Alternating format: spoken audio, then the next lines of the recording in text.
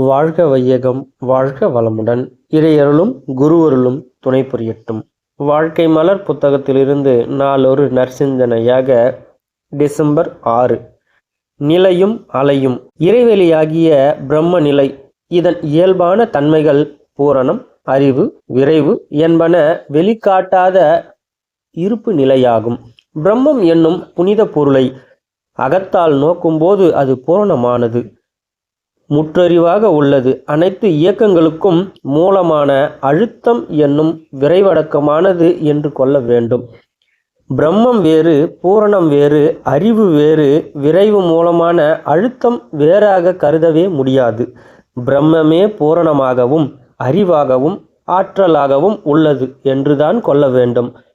பூரணமே பிரம்மாகமாகவும் அறிவாகவும் ஆற்றலாகவும் உள்ளது.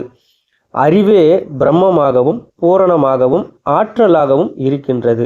ஆற்றலே பூரணமாகவும் பிரம்மமாகவும் அறிவாகவும் இருக்கின்றதென்று ஒவ்வொரு தத்துவத்திலும் நான்கையும் சேர்த்து மதிக்க வேண்டும். அகப்பொருளான அறிவுதான் எல்லா பொருள்களிலும் இயக்கத்திலும் ஒழுங்காற்றல் என்று சீரமைப்பு திறனாக முகிழ்ந்து செய்து புரிகின்றது. கருமைய காந்த திணிவில் அடிப்படை ஆற்றலாக இருப்பது இறையாற்றல்.